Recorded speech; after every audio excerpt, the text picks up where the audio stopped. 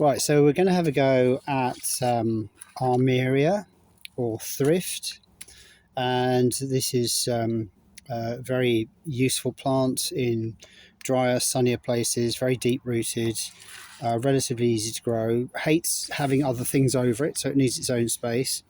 And if you're careful, you can find varieties like this one that flower in the autumn as well as in the summer. So there's two major groups of Armeria. There's this narrow-leaved one. So this is Armeria maritima with very, very narrow leaves, very, very bushy, loads of branches. And then the second group is like this, and it's got really broad leaves. And there's Armeria, Pseudarmeria, and various other different species. There's one called Plantagenea.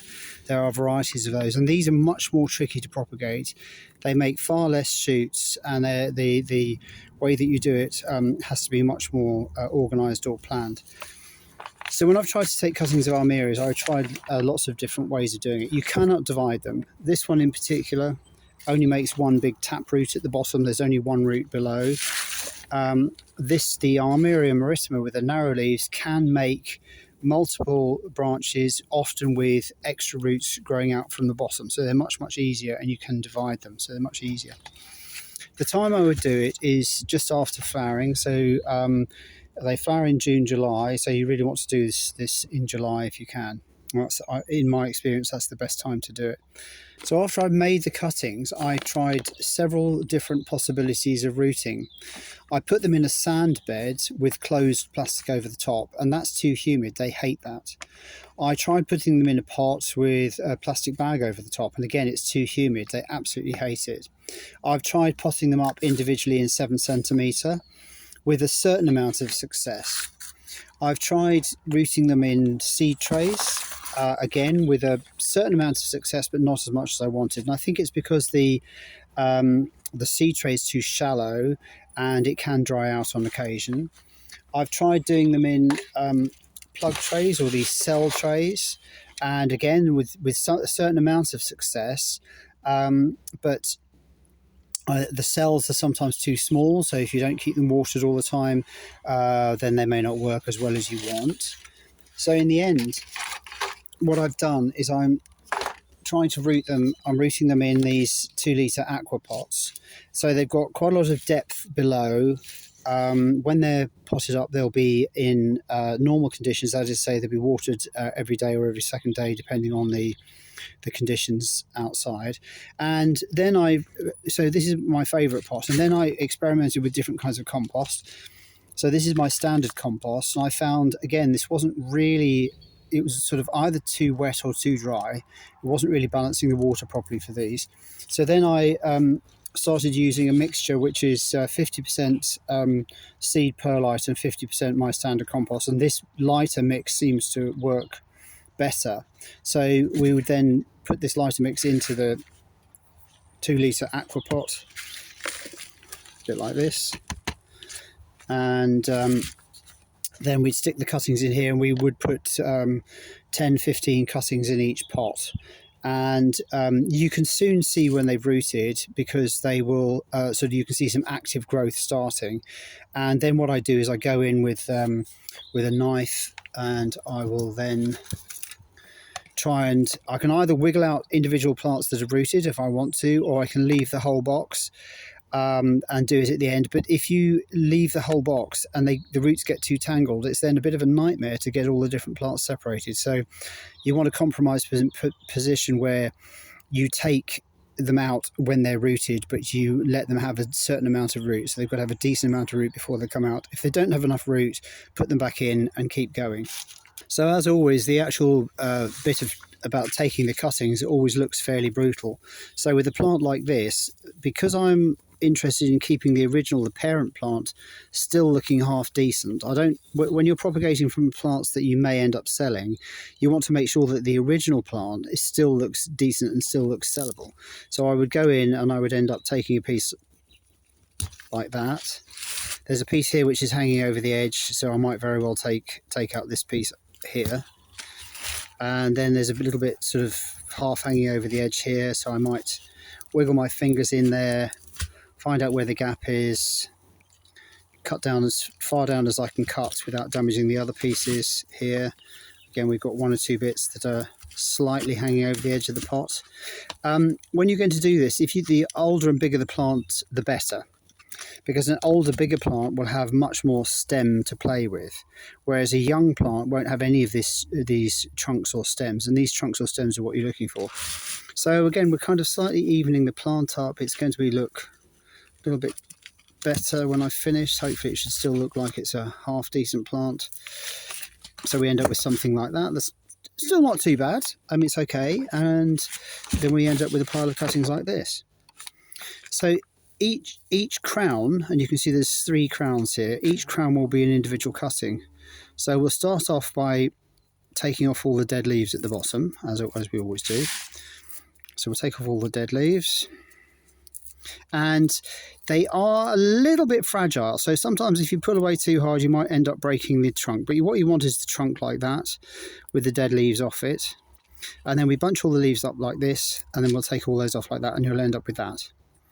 Okay, so that's your cutting from this particular variety.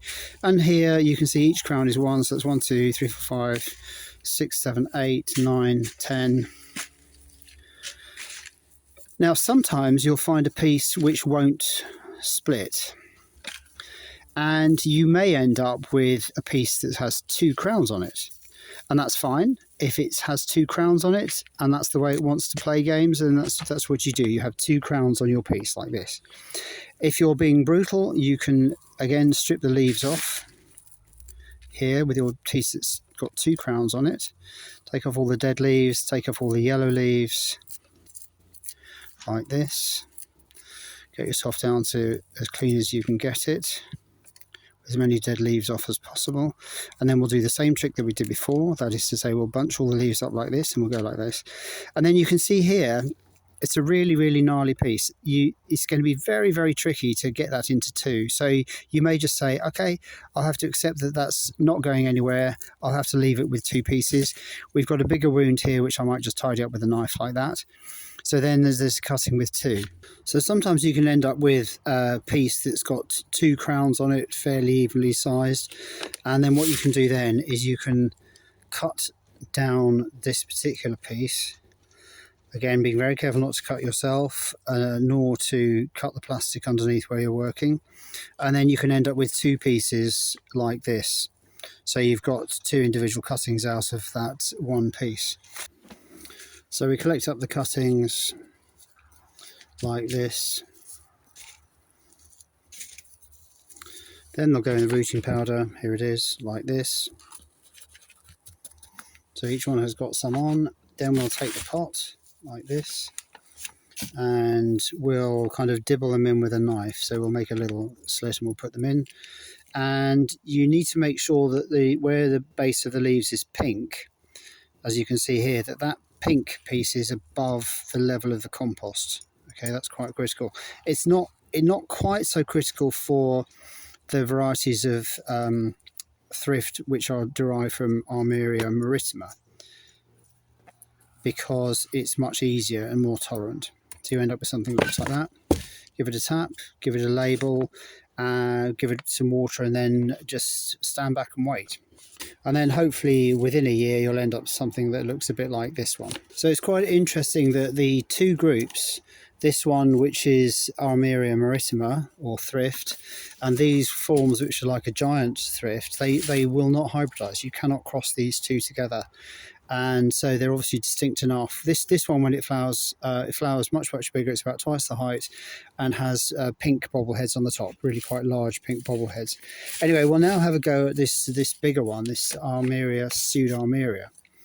And when we're doing this one, essentially we're searching for individual cuttings on here. So we have to work our way through with the fingers. I'm feeling down the bottom of where that cutting is, and I'm individually taking a cutting out like that. So there's just 1 piece coming out, and then I'll go through again, and I'll go all around the plant, and I will gradually take out 1 piece at a time. So you'll never get as many cuttings from this particular variety, these broad-leaved ones, as you would from the narrow-leaved ones. It's just not possible. You just can't get them. So you just have to go And no, my fingers are not under the knife, hopefully. You soon find out if they are.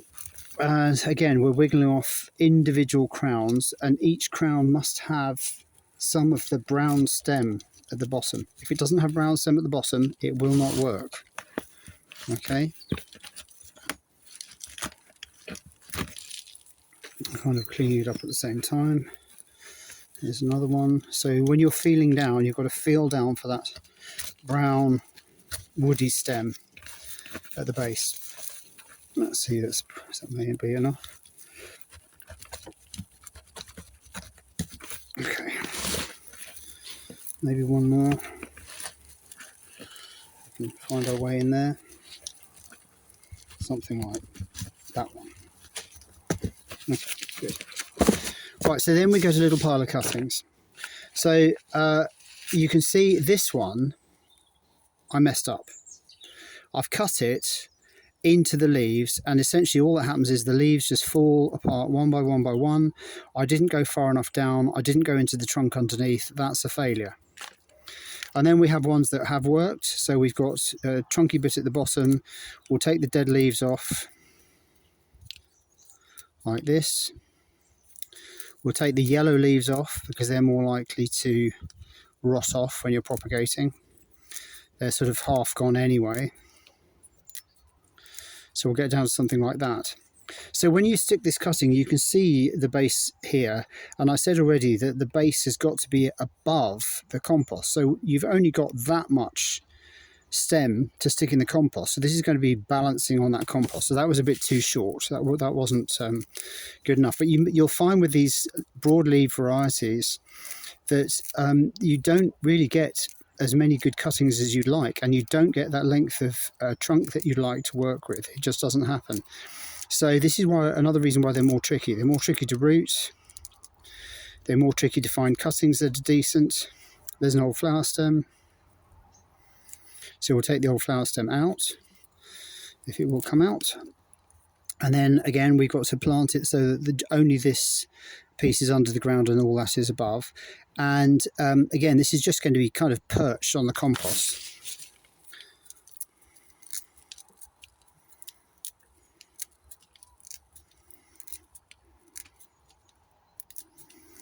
Right, this one is slightly better. There's quite a bit more of the brown stems remaining, so that's not going to be quite such a challenge.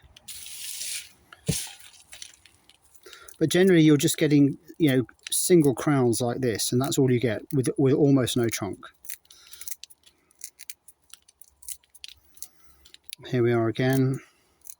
And this does actually have two crowns. If you're feeling brave, very brave, if you're feeling very brave, you could actually cut this like this and get two pieces, each one with a certain amount of trunk and a certain amount of leaf. Now, you'll notice that so far I haven't actually reduced the leaves on these because the leaves are naturally shorter. But if the leaves are too long, then you do need to reduce those leaves again, because you're trying to get the balance right between the amount of root the plant has got, which is 0, and the amount of leaf it's got. But these are used to very dry, sunny, sandy positions. They've got a certain amount of ability to withstand drier conditions. And if you look at the leaves of the broad-leaved ones, they are more glaucous in general than the leaves of the narrow-leaved ones. So here we are again. Let's see what we can get out of this one.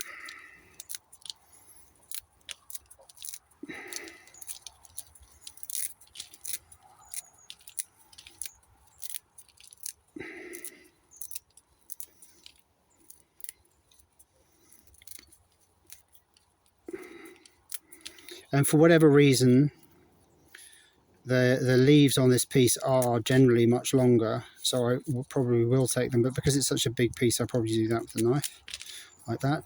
And then again, you can see there's two shoots there, so I'll be bold, and I will cut down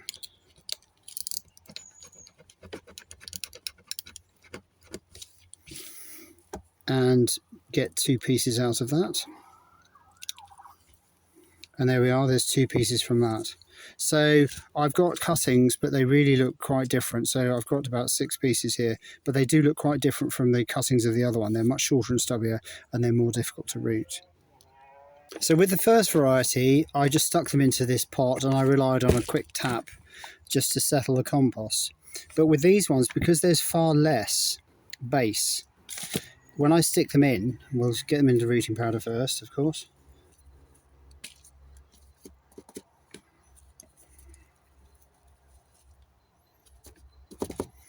When I stick them in, they're just going to be kind of balanced on the top, like that. They're just sort of balanced.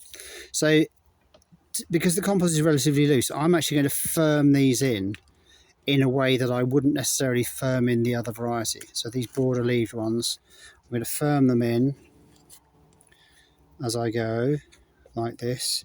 And if you look carefully, you can see that the majority of the base of the leaf is above the compost. So only the actual brown stem part is under the compost, and all the rest is above.